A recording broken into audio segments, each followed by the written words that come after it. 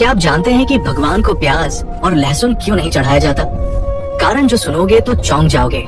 हिंदू धर्म में एक बहुत पुरानी परंपरा है। भगवान के भोग में प्याज और लहसुन का उपयोग बिल्कुल भी नहीं होता।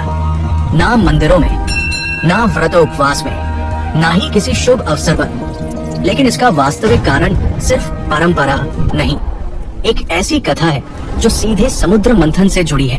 कहते हैं समुद्र मंथन के बाद जब देवताओं को अमृत दिया जा रहा था, भगवान विष्णु ने मोहिनी रूप धारण किया। सभी देवता पंक्ति में खड़े थे, लेकिन उसी पंक्ति में छिपकर दो असुर भी बैठ गए, राहु और केतु। मोहिनी स्वरूप में भगवान विष्णु ने जब अमृत का कलश उठाया तो अनजाने में अमृत की कुछ बूंदें राहु और केतु उन असुरों के मुख में भी चली गई। जैसे ही भगवान विष्णु को उनका छल समझ आया, उन्होंने तुरंत उनका सिर अलग कर दिया। अमृत उनके मुंह तक तो पहुंच गया था, लेकिन गले तक नहीं उतरा। इसी कारण उनके सिर अमर हो गए, पर शरीर नष्ट हो गया। अब आता है कहानी का सबसे महत्वपूर्ण हिस्सा।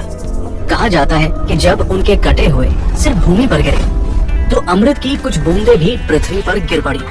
इन्हीं बूंदों से प्याज और लहसुन का जन्म माना जाता है। इसलिए इन्हें सब्जी नहीं बल्कि औषधि माना जाता है। ये शरीर को ताकत देते हैं, रोगों से लड़ने में मदद करते हैं।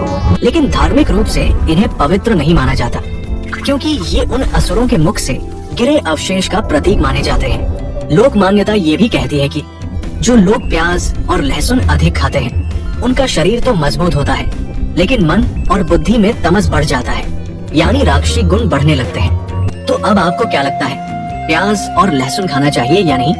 अपनी सोच नीचे कमेंट में जरूर लिखें। और यदि कथा ने मन को छू लिया हो तो प्रेम से लिखिए, राधे राधे।